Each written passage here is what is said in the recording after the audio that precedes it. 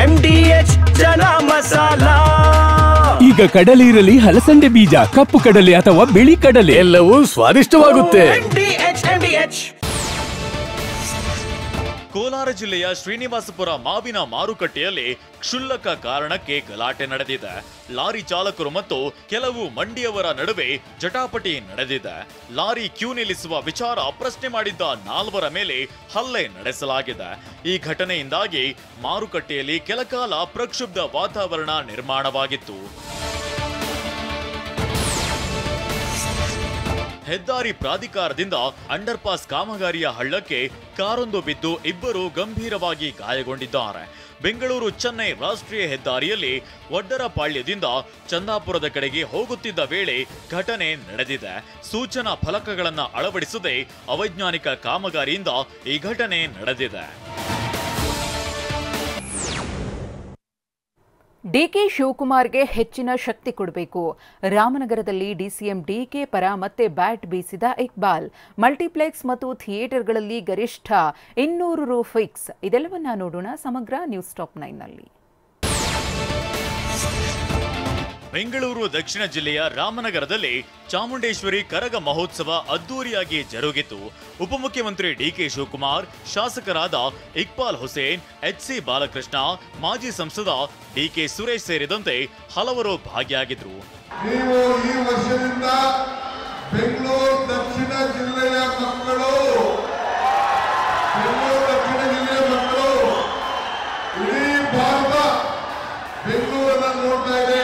ನಿಮ್ಮನ್ನ ಬೆಂಗಳೂರು ಜಿಲ್ಲೆಯ ಮಕ್ಕಳಿಗೆ ಮಾಡಿ ನಿಮ್ಮ ಋಣ ತೀರಿಸುವಂತ ಕೆಲಸವನ್ನು ಇವತ್ತು ನಾವು ಮಾಡಿದ್ದೇವೆ. ನಮಗೆ ನೀವು ಶಕ್ತಿಯನ್ನ ಕೊಟ್ಟಿದ್ದೀರಿ. ನಾವೆಲ್ಲ ನಿಮ್ಮ ಮನೆ ಮಕ್ಕಳು. ಡಿಕೆ ಶಿವಕುಮಾರ್ಗೆ ಮತ್ತಷ್ಟು ಹೆಚ್ಚಿನ ಶಕ್ತಿ ಕೊಡಬೇಕು ಅಂತ ರಾಮನಗರ ಶಾಸಕ ಇಕ್ಬಾಲ್ ಹೇಳಿದ್ದಾರೆ. ಚಾಮುಂಡೇಶ್ವರಿ ಕರಗ ಮಹೋತ್ಸವ ಕಾರ್ಯಕ್ರಮದಲ್ಲಿ ಶಾಸಕ ಇಕ್ಬಾಲ್ ಹುಸೇನ್ ಈ ಹೇಳಿಕೆ ನೀಡುವ ಮೂಲಕ ಡಿಕೆಶಿ ಸಿಎಂ ಆಗಬೇಕು ಅಂತ ಪರೋಕ್ಷ ಇಂಗಿತ ವ್ಯಕ್ತಪಡಿಸಿದ್ದಾರೆ. ಚಿನ್ನಸ್ವಾಮಿ ಸ್ಟೇಡಿಯಂ ಬಳಿ ಕಾಲ್ತುಳಿತದಲ್ಲಿ 11 ಮಂದಿ ಸಾವಿನ ಪ್ರಕರಣದ ಸಂಬಂಧ ಸ್ವಯಂ ಪ್ರೇರಿತ BIL ವಿಚಾರಣೆ ಹೈಕೋರ್ಟ್ನಲ್ಲಿಂದು ನಡೆಯಲಿದೆ. ಹೈಕೋರ್ಟ್ ಸೂಚನೆಯಂತೆ ಪ್ರತಿವಾದಿಗಳಿಗೆ ವರದಿಯ ಪ್ರತಿ ಸಲ್ಲಿಕೆಯಾಗಿದೆ.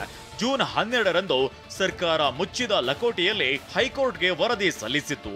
ಅನುಮತಿ ಇಲ್ಲದೆ ಸಂಭ್ರಮಾಚರಣೆ ಆಯೋಜಿಸಿದ್ದಕ್ಕೆ RCB, DNA, KSCA ಕಾರಣ ಅಂತ ಪ್ರಮುಖವಾಗಿ ವರದಿಯಲ್ಲಿ ಉಲ್ಲೇಖಿಸಲಾಗಿದೆ.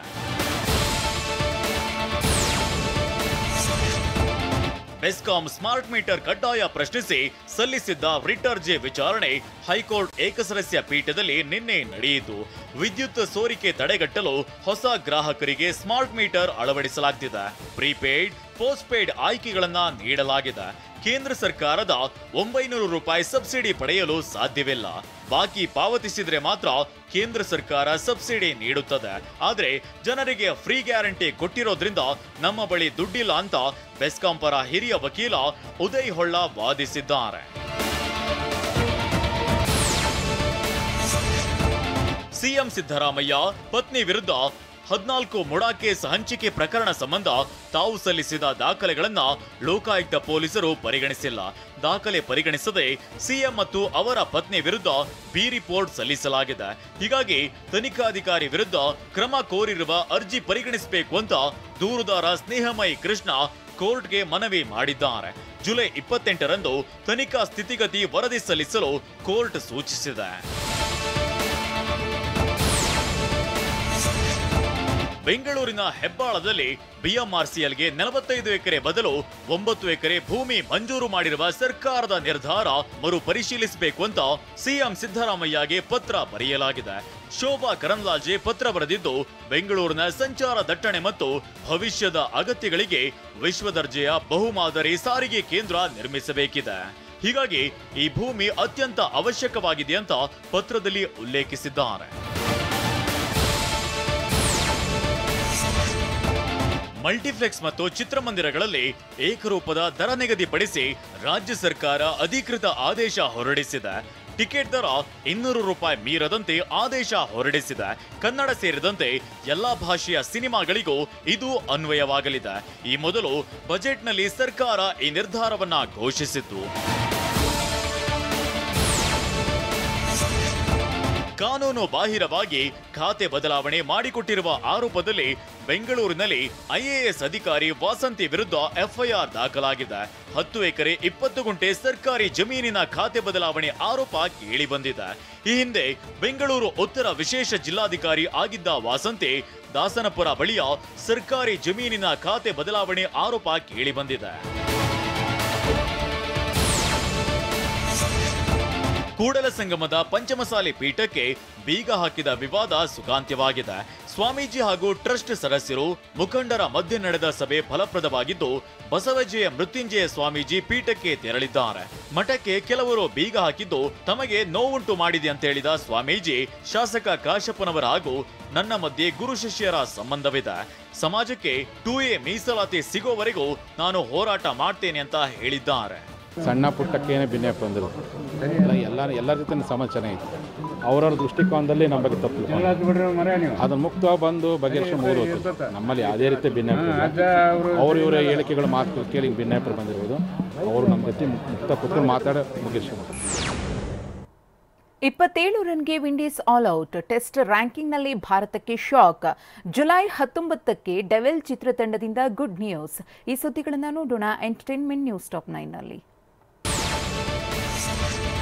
ವೆಸ್ಟ್ ಇಂಡೀಸ್ ತಂಡವು ಆಸ್ಟ್ರೇಲಿಯಾ ವಿರುದ್ಧ ತವರಿನಲ್ಲಿ ನಡೆದ ಟೆಸ್ಟ್ ಪಂದ್ಯದಲ್ಲಿ ಕೇವಲ 27 ರನ್ಗಳಿಗೆ ಆಲ್ಔಟ್ ಆಗಿದೆ.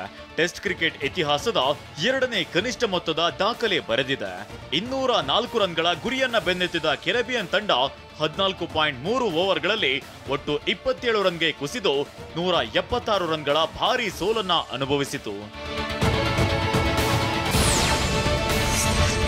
3 ಪಂದ್ಯಗಳ ಟೆಸ್ಟ್ ಸರಣಿಯಲ್ಲಿ ಕೆರೆಬಿಯನ್ನರನ್ನ ತವರಿನಲ್ಲಿ ಕಟ್ಟಿಹಾಕಿರುವ ಕಾಂಗರೂ ಪಡೆ ವೈಟ್ ವಾಶ್ ಮಾಡಿದೆ. ವೆಸ್ಟ್ ಇಂಡೀಸ್ ತಂಡವನ್ನ 27 ರನ್ಗೆ ಆಲ್ಔಟ್ ಮಾಡಿದ ಆಸ್ಟ್ರೇಲಿಯಾ ಐಸಿಸಿ ಟೆಸ್ಟ್ ರ್ಯಾಂಕಿಂಗ್ನಲ್ಲಿ ನಂಬರ್ 1 ಪಟ್ಟ ಅಲಂಕರಿಸಿದೆ. ಈ ಮೂಲಕ ಟೆಸ್ಟ್ ರ್ಯಾಂಕಿಂಗ್ನಲ್ಲಿ ಆಸೀಸ್ ಮತ್ತೆ ಅಗ್ರಸ್ಥಾನಕ್ಕೆ ಜಿಗಿದಿದೆ. ಇಂಗ್ಲೆಂಡ್ ವಿರುದ್ಧದ ಲಾರ್ಡ್ಸ್ ಟೆಸ್ಟ್ ಪಂದ್ಯದ ಸೋಲಿನ ಬಳಿಕ ಐಸಿಸಿ ಟೆಸ್ಟ್ ರ್ಯಾಂಕಿಂಗ್ನಲ್ಲಿ ಭಾರತ ತಂಡ ಕುಸಿದಿದೆ. ಅಂಕಪಟ್ಟಿಯಲ್ಲಿ 1 ಸ್ಥಾನದ ನಷ್ಟದೊಂದಿಗೆ 4ನೇ ಸ್ಥಾನಕ್ಕೆ ಜಾರಿದೆ. ಜುಲೈ 23ರಿಂದ ಮ್ಯಾಂಚೆಸ್ಟರ್ನಲ್ಲಿ ಭಾರತ ಇಂಗ್ಲೆಂಡ್ ತಂಡಗಳ ಮಧ್ಯೆ 4ನೇ ಟೆಸ್ಟ್ ಪಂದ್ಯ ನಡೆಯಲಿದೆ. ಭಾರತ ತಂಡದ ಮಾಜಿ ನಾಯಕ ರಾಹುಲ್ ದ್ರಾವಿಡ್ ಅವರ ಪುತ್ರ ಸಮಿತ್ ದ್ರಾವಿಡ್ ಮಹಾರಾಜ ಟ್ರೋಫಿ ಕ್ರಿಕೆಟ್ ಟೂರ್ನಿಯ ಹರಾಜು ಪ್ರಕ್ರಿಯೆಯಲ್ಲಿ ಅನ್ಸೋಲ್ಡ್ ಆಗಿದ್ದಾರೆ. ಕಳೆದ ಆವೃತ್ತಿಯಲ್ಲಿ ಮೈಸೂರು ವಾರಿಯರ್ಸ್ ತಂಡದಲ್ಲಿ ಕಾಣಿಸಿಕೊಂಡಿದ್ದ ಸಮಿತ್ ಅವರನ್ನ ಹರಾಜಿಗೂ ಮುನ್ನ ತಂಡದಿಂದ ಬಿಡುಗಡೆ ಮಾಡಿತ್ತು. ಲೈಂಗಿಕ ದೌರ್ಜನ್ಯ ಪ್ರಕರಣ ಸಂಬಂಧ ಆರ್ಸಿಬಿ ಕ್ರಿಕೆಟಿಗ ಯಶ್ ದಯಾಳ್ ಬಂಧನಕ್ಕೆ ಹೈಕೋರ್ಟ್ ತಡೆ ನೀಡಿದೆ. ತನ್ನ ವಿರುದ್ಧ ದಾಖಲಾಗಿರುವ ಎಫ್ಐಆರ್ ರದ್ದುಪಡಿಸಬೇಕು ಅಂತ ಅಲಹಾಬಾದ್ ಹೈಕೋರ್ಟ್ಗೆ ದಯಾಳ್ ಅರ್ಜಿಯನ್ನ ಸಲ್ಲಿಸಿದ್ರು. ಮುಂದಿನ ವಿಚಾರಣೆವರೆಗೂ ಬಲವಂತದ ಕ್ರಮ ಬೇಡ ಅಂತ ಹೈಕೋರ್ಟ್ ಹೇಳಿದೆ. ವಾಹ್, ಯಾಕೆ ಈಗ ಬಂತ ಸ್ವಾದ? ಖಂಡಿತ ಈಗ ಬಂತು ಅಸಲಿ ಸ್ವಾದ. MDH chunky chaat masala life ಅಲ್ಲಿ ಅಸಲಿ ಸ್ವಾದ ತರುತ್ತೆ. ಅಸಲಿ ಮಸಾಲ, ಎಸ್ ಎಸ್ MDH.